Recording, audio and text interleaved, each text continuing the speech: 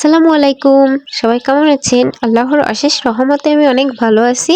আজ আমি আপনাদের এই সিম্পল কিন্তু খুব সুন্দর একটা নকশিকাঁথা সেলাই করে দেখাবো। দেখেন এখানে আমি 2 ইঞ্চি করে খোপগুলো আগে থেকে কেটে নিয়েছিলাম, মানে তার উপর দিয়ে সেলাই করে নিয়েছিলাম। দেখেন আমি আপনাদের মেপে দেখাচ্ছি। এখানে কিন্তু 2 ইঞ্চি করেই আছে। আপনারা আগে থেকেই সেলাইটা করে নেবেন। এখন দেখেন আমি বাঁকা করে একটা খোপের মধ্য দিয়ে আমি শামুক মোড়া দিয়ে নিচ্ছি। এর পরের যে বাঁকা খোপটা এটা কিন্তু বাদ যাবে, তার পাশ দিয়ে আবার কিন্তু শামুক মোড়ার মতো দিতে হবে। প্রতিটা খোপের মধ্যে একটা করে ঘুরিয়ে ঘুরিয়ে শামুক মোড়া দিয়ে নিতে হবে আমাদের। এই যে দেখেন আবারও আমি প্রতিটা খোপের মধ্য দিয়ে আমি কিন্তু শামুক মোড়া দিয়ে নিচ্ছি। আপনারা একটু লক্ষ্য করেন, লক্ষ্য করলে দেখবেন আপনারাও পারবেন। একদম সহজ সিম্পল ইজি একটা বিষয়। তারপরেও প্রথম একটু হয়তো ঝামেলা হতেই পারে বা মনে হতে পারে, কিন্তু পরবর্তীতে আপনারাও পারবেন। দেখেন আমি কিন্তু তার পাশে আরেকটা খোপ বাদ রাখছি, রেখে কিন্তু তার সাইডে কিন্তু আবারও আমি শামুক মোড়া দেওয়া শুরু করছি।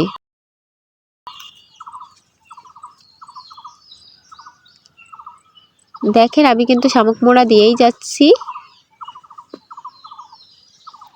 আর আমি কিন্তু প্রতিটা নকশিকাঁথা সেলাইয়ের ক্ষেত্রে কিন্তু 2 গুণ সুতা ব্যবহার করি। এটা আমি প্রত্যেকটা ভিডিওতেই বলে দিই। এটাতেও কিন্তু আমি 2 গুণ সুতা ব্যবহার করছি। আপনারা 3 গুণ সুতা ব্যবহার করতে পারেন, সমস্যা নাই। কিন্তু এই নকশিকাঁথা সেলাই করার জন্য সবসময় আপনাদের নতুন কাপড় লাগবে। উপরেরটা তো নতুন লাগবে, নিচের কাঁথাটা আপনারা পুরাতনটা দিয়েও পেতে নিতে পারেন।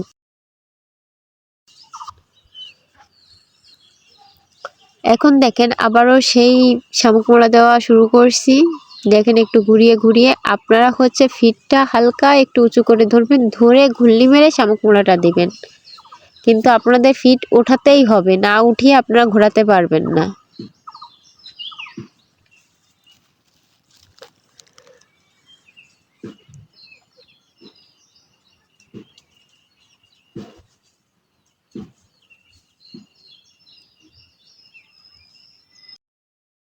এখন আমি অফ ক্যামেরায় বাকিটা করে নিব। পুরাটা তো দেখানো সম্ভব না, সেজন্য অফ ক্যামেরায় বাকিটা করে নিয়েছি। এখন দেখেন যে খোপগুলা বাকি ছিল তার মধ্য দিয়ে আমি শামুক মোড়া দিয়ে নিব।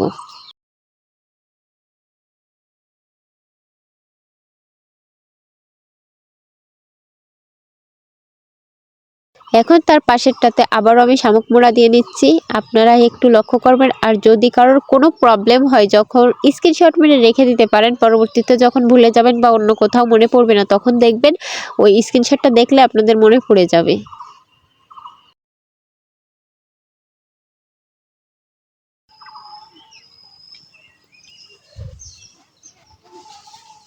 দেখছেন কেমন লাগতেছে? আসলে আমার কাছে কাঁথাটা সিম্পলের ভিতরে খুব ভালোই লাগছে, তাই ভাবলাম আপনাদের সাথে একটু শেয়ার করি।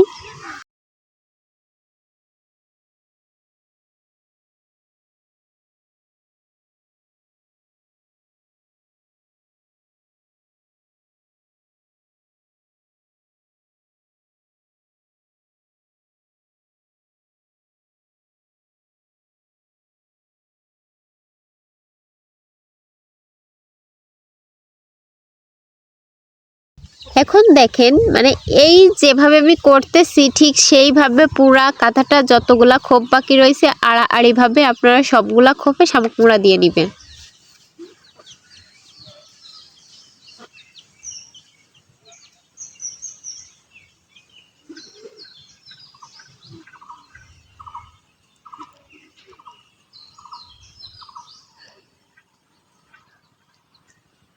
তারপরও আমি আরো একটা দেখাই দিচ্ছি। দেখেন এই শামুক মোড়া দেওয়াটা কিন্তু সহজ, আপনারা আবার জটিল ভাববেন না, অনেক সহজ। আসলে একটু ঠান্ডা লাগছে, সেজন্য কথা বলতে কষ্ট হচ্ছে। তারপরেও ভাবলাম যে না, ভিডিওটা আপলোড দিই। এখন আমি অফ ক্যামেরায় বাকিটা করে নিয়েছি। দেখেন কাঁথাটা মোটামুটি কত সুন্দর লাগতেছে। এখন যেটা আমি শামুক মোড়া দিয়েছিলাম সর্বপ্রথম তার 2 সাইডে দেখেন পাতার মতো করে বাঁকা করে আমি নিয়েছি। এখন দেখেন, এটা আমি বুঝিয়ে দিচ্ছি। দেখেন শামুক মোড়ার সাইড দিয়ে বাঁকা করে করে সেলাই করে পাতার মতো সেলাই করে চলে যাবেন। আবারও সেই লাইনটাই ধরবেন, ধরে আরেক সাইড দিয়ে বাঁকা করে সেলাই করে আপনি ছেড়ে দিবেন। ব্যাস এতটুকুই করলে হয়ে যাবে। কারণ এই যে বাঁকা করে করে সেলাই, এটা কিন্তু খুব সহজ। হয়তো শামুক মোড়ায় প্রথম প্রথম একটু জটিল মনে হতে পারে, কিন্তু এই পাতা দেওয়াটা দেখেন একদম সহজ। আমি হালকা করে করে ঘোরাচ্ছি, তাই হয়ে যাচ্ছে। এটা করতে কিন্তু বারবার ফিট ওঠানামা করানো লাগে না, একদম মানে সিম্পলভাবে সাধারণভাবে যেভাবে আপনারা সেলাই করেন ঠিক সেইভাবে, শুধু কাঁথাটা একটু ঘোরাতে হবে। দেখেন একইভাবে আবারও আমি সাইড দিয়ে সেলাই করে নিচ্ছি পাতার মতো বাঁকা করে করে, মানে শামুক মোড়ার দুই সাইড দিয়ে দুইটা বাঁকা করে সেলাই করতে হবে, মাঝখানে এই শামুক মোড়াটা থাকবে।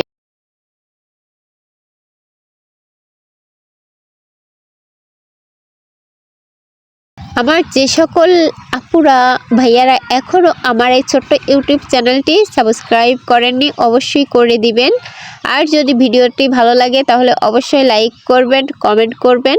আর কোথাও বুঝতে সমস্যা হলে সাথে সাথেই কমেন্ট করবেন, আমি চেষ্টা করব যথাসম্ভব রিপ্লাই দেওয়ার জন্য এবং আপনাদেরকে সমস্যাগুলো সমাধান করার জন্য।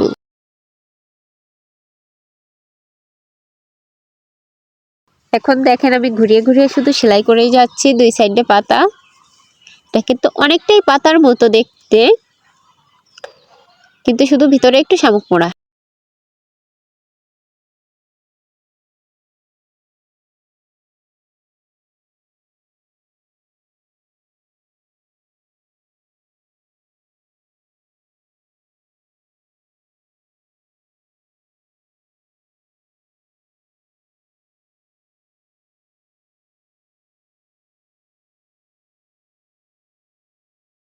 এখন আমি ঠিক একইভাবে অফ ক্যামেরায় বাকিটা করে নিব।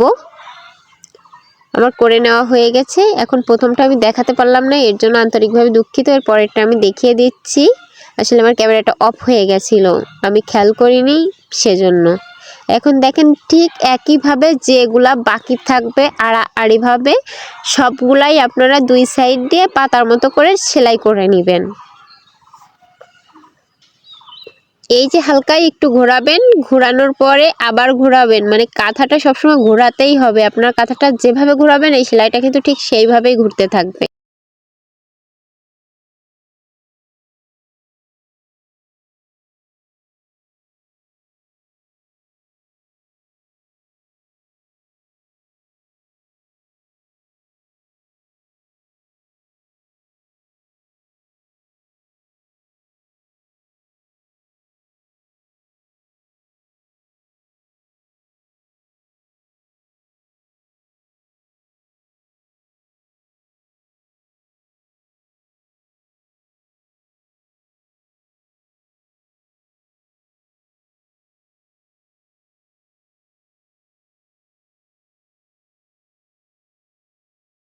এখন দেখেন আমি অফ ক্যামেরায় বাকিটা করে নিচ্ছি।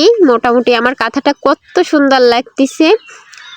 কাঁথাটা কেমন লাগছে অবশ্যই কমেন্ট করে জানাবেন। সবাই ভালো থাকবেন, সুস্থ থাকবেন। আল্লাহ হাফেজ।